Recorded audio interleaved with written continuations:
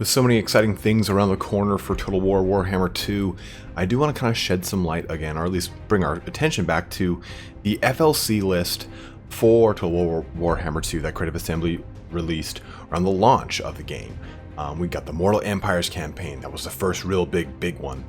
Then after that, they've got on the list a Skaven Legendary Lord, then the Experiment, then a High Elf Legendary Lord, and then a Lizardmen Legendary Lord. So, I want to touch on that list, the possible Lizardmen Legendary Lord. We went into whom that Skaven one might be, and we found out that it is Tretch Craventail.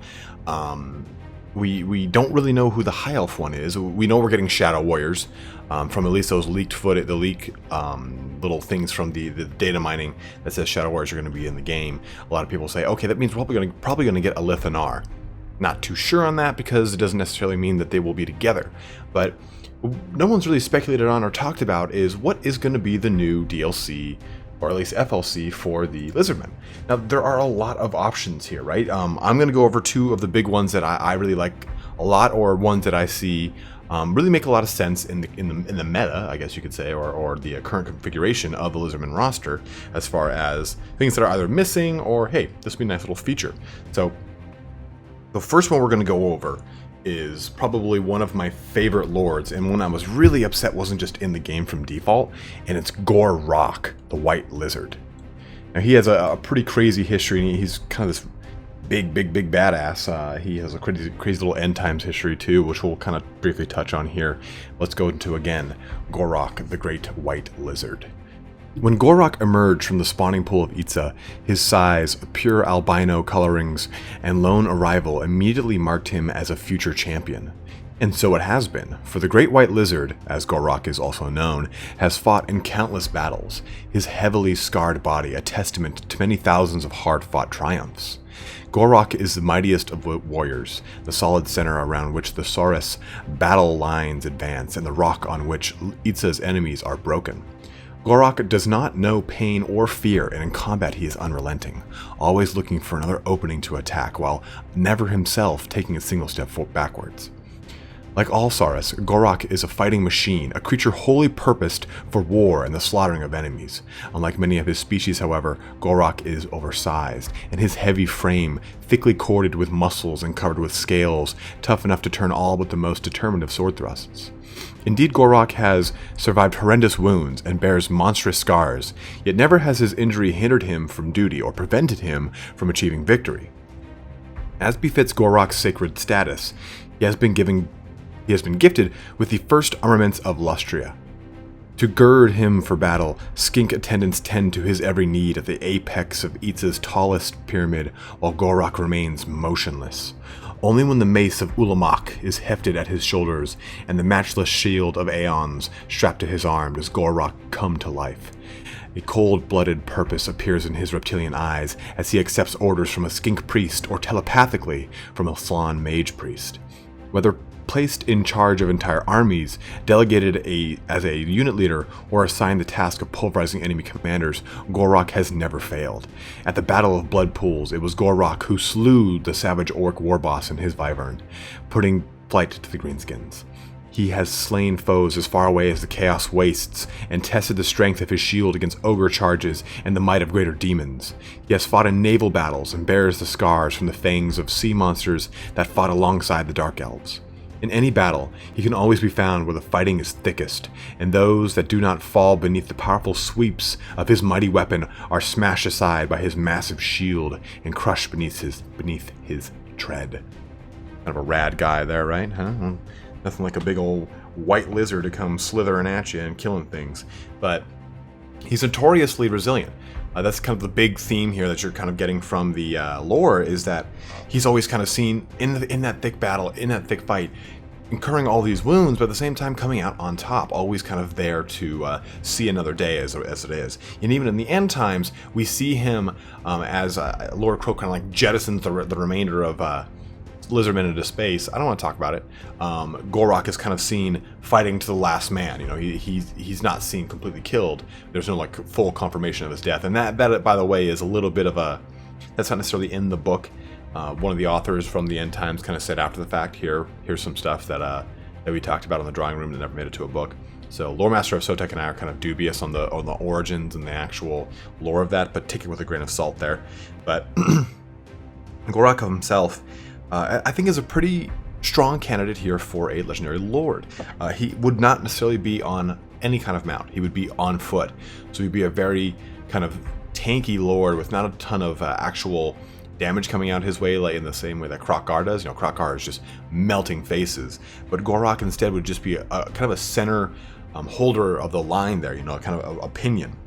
He has some rules that kind of make him resilient, but I don't see those making a direct translation into Total War Warhammer 2. They'd have to completely change them, because his one special rule, resilient, just means that if someone were to kill him outright from a special rule, he can basically negate that. So maybe resilient is something kind of like the abilities that Tyrion has through his items, where he gets a small boost of health towards the end of his life.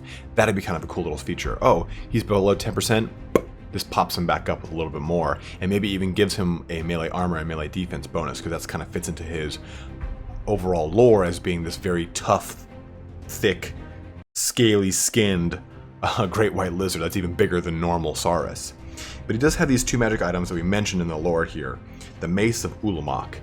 It is believed that the Old Ones themselves guide the hand of one who wields the Mace of Ulamok. And basically what this does for tabletop is it allows him to re-roll his rolls to hit if he fails. So, of course, that's not really going to happen in Total War Warhammer 2, but maybe it's going to be something where it increases his weapon strength, gives him some more melee attack, incurs an AP benefit on him where he would not normally have one because he's just a normal Saurus warrior. But then again, remember, Saurus warriors on their own, while it does not say AP on their characteristic, they still have like a whopping like 17 or 18 AP. They're still pretty beefy at that. So maybe this would be a nice way to kind of make him a little bit more of a threat on the battlefield to other lords, in case it's like, oh, okay, I'll just engage him. I've got my assassin character. I'm not too worried about it. Well, maybe with this AP characteristic or the mace in general, he can really kind of beat them around a little bit more. But his other ability, Shield of Aeons, let me read this one out, or not ability, his item. The Shield of Aeons is a massive artifact made deep within the volcanic heart of the Fire Islands. So enormous was the slab from which the Shield of Aeons was cut that a dozen Kroxigor were needed to haul its bulk to the Lustrian mainland, and generations of skink artisans labored to carve it. So this basically gives him charged defenses against certain creatures that are charging at him. So maybe this would in turn give him like a charge defense against all, or something of the sort, where it is a melee defense or melee armor or melee defense buff to him. But what would be interesting is if we got some sort of ability, kind of like the Vlad von Karstein ring, that keeps him in the fight. Something that makes it so Gor-Rok, maybe he even has an extra charge of the predatory senses that allow him to heal up. So maybe he has an extra charge of that. So that's some sort of nice caveat there. But something that allows him to stay in that fight longer is going to fit really nicely into the overall lore and the portrayal of a Gor-Rok, right? He is going to be always jumping in there, always trying to. He always comes out of a situation where you wouldn't think he would. He's dead. No, he's not. He's alive. He's just like a giant white cockroach lizard. But that knocks out Gor-Rok here. He is a little bit of a vanilla legendary lord as far as options go. He's not like, a Mazda Mundi or a Krok-Gar, who is leaps and bounds is above the rest as far as complete uniqueness. I mean, Krok-Gar has got his Carnosaur, he's got his cool little, android hand, he's got his spear, all sorts of cool things. Gor-Rok, by comparison, is a little bit more mild, a little bit more of a standard definition tank, just kind of hanging out there, taking all the damage. And I think that might be a nice treat, quote unquote, for the Lizardmen roster, because they need kind of something that's, hey, this thing doesn't need to be a go out there and be the beater of faces. It needs to take the face beating. So something that's a little bit more of an opinion in the army, as it were. But we'll go into another legendary lord, one that I'm sure the Lore Master of Sotek loves quite dearly, and that is Tehenhauin, the Prophet of Sotek. Lore Master of Sotek, Prophet of Sotek. That's just kind of hand in hand right there. So, Tehenhauin is the name of the first and greatest prophet of the serpent god Sotek. It began when Tehenhauin rallied the population of disease-ridden Chakwa, leading them out of the defiled city. Before he left, he claimed two treasures, a gleaming sacrificial blade, and the hidden plaques of Chakwa, which proclaimed the coming of the serpent god. Turning the plaques into a totem, Tehenhauin bore them at the forefront of the massive skink migration. In this way, a groundswell of momentum built behind Tehenhauin and placed him at the apex of the new cult of Sotek. Idolized by his fellow skinks in a manner previously reserved for mage priests, Tehenhauin prophesied the serpent god's coming. Things may have gone ill for Tehenhauin, yet the skink priest backed his chittering oratory with bold acts, leading armies of followers to victory after victory over the Skaven that were then rampaging across Lustria. Many thousands of captured ratmen were cruelly sacrificed to Sotek, acts that Tehenhauin promised would bring forth their vengeful god. The appearance of a twin-tailed comet in the skies was taken as proof of his imminent arrival. Upon the field of battle, Tehenhauin attacked in the manner of his twin-tailed deity, forked assaults. A serpent strikes quickly, and so too did Tehenhauin, focusing his army's venomous energy on the enemy's weak points. As if in answer to his many sacrifices, serpents of all varieties formed a writhing carpet at his feet. After leading his troops to victory at the Malliente swamp, Tehenhauin had grown so popular that the Slann had to consider his wishes. None know Tehenhauin's ultimate fate, but some say he is still using his powers to hunt the hated vermin. It would seem impossible for a short-lived skink to attain this length of years, but it is whispered that as a snake sheds its skin and is renewed, so too is Sotek's chosen. Since those days, at times of great import, a single red-crested skink priest has emerged from the deep jungle, claiming the title of Tehenhauin, the once and future prophet of Sotek.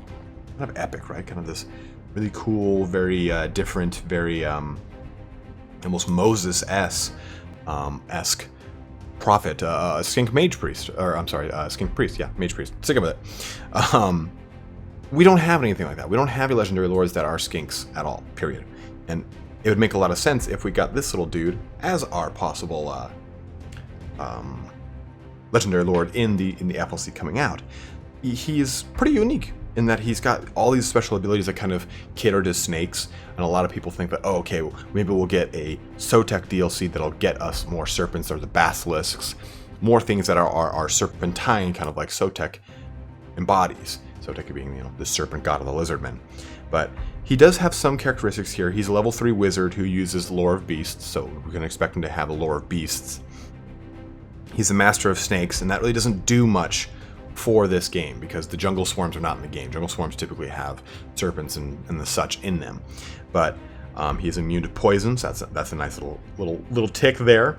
But he does have the Prophet of Sotek ability, which makes it so that almost all skink-based units then hate Skaven. So it'd be interesting from a Legendary Lord standpoint if maybe it was a reduced upkeep cost, or maybe it was a plus to melee attack for all skink units against Skaven. Kind of in the way we look at Tretch, where Tretch has very specific bonuses to melee attack under certain circumstances. When he's retreating or when he is ambushing, he gets those bonuses to melee attack. Maybe Tehenhauin would have certain bonuses to melee attack under certain circumstances as well. And I think it'd be interesting too here to see a lord that does kind of cater a little more heavy to the skink side in the fact that he is a damn skink, which is such a weird name. I mean, call someone a skink, it's kind of fucking insulting, even if they don't know what a skink is. But he does have really cool ability here called Tide of Serpents. And this basically it's got some abilities that makes it so that when he attacks, he gets some extra attacks. But what I would like to see Tide of Serpents interpreted as is almost either like a malice, where it's like a cone attack, almost like a breath attack, or like a scorch, where it's a very thin cone attack, or something where you use the ability and it's almost like a wind, where it shoots out snakes that like writhe over and they poison the enemy that they attack. I think that'd be really, really, really cool, because they can't use it the way it's used in the book. I'd love to see it make a translation to Total War Warhammer 2 that's something a little bit along those lines, because a lot of factions in Total War Warhammer 2 have those really quick little conical attacks that go out, like the malice, like your scorch, like your pestilent breath, all manner of them. So I'd love to see something like that for Tide of Serpents. It'd be very, very, very lore cheesy, and I love it. But he's got two little magic items here. The Blade of the Serpent's Tongue. This sacrificial dagger was crafted by the most skilled of Chakwa's skink artificiers and enchanted it to drip with deadly venom. Pretty simple one here. This would increase his weapon strength, his melee attack, and also give him poisoned attacks, which would be pretty strong, of course, for any kind of skink who's going to have that little fleet of foot, that little ability to move around the battlefield pretty quickly. That's what makes those chameleon skinks so deadly, is that they can poison things and then get away from anything they do poison. And his other ability, or his other item here, is Plaque of Sotek. Upon this stone plaque is inscribed an extract of the prophecy of Sotek. Real simple here. It just simply infers a ward save to Tehenhauin. So two lords that I think are a little bit more on the vanilla end as far as their complexity. They're nothing over the top. They're nothing completely crazy. Like, oh man, how the hell am I going to wrap my brain around Gor-Rok? Oh, I know how to do it. Just send them at anything big and scary. These two lords are a little bit more probably finesse related. That, you can't just kind of let them do their own thing. You have to be a little bit more on top of them, is what I would say. But I think that at the same time, they offer some flavor to the Lizardmen army that makes it a little bit more diverse. Tehenhauin kind of foregoing the majority of the Saurus portion of the Lizardmen army in favor for a heavier skink army. Or Gor-Rok, you could even look at that in the completely opposite light. Maybe he's more of a Kroxagor Saurus heavy army via his legendary lord campaign abilities, and I'm talking about that strictly from a campaign standpoint. So I'd love to see these two guys making it into the game on an FLC basis. I think they're two really strong candidates, because Gor-Rok was a very, very popular one, and so was Tehenhauin, because of the whole Sotek portion had a lot of stuff, a lot of offshoots with it in the transitions from edition to edition. But I'd love to hear what you guys think as far as what your legendary lord choices would be for the Lizardmen. Feel free to make some comments. Let me know you're completely wrong, you're completely right. Hey, this is what I'd like instead. And I'd love to cover those in other videos for you as we find out closer to that launch date for the FLC. What the hell will it be? But thanks for watching here today, guys. Don't forget to like the video. That is a huge bonus to me or any other YouTuber you do watch. We have a huge week ahead of us here. Going to be releasing quite a few lore videos, quite a few dual casts planned for you. We have some goodies at the end of the week I can't talk too much about, but I'm pretty sure you'll all be pretty damn excited when I release them all. But that's about it, guys. Have a good one and take care.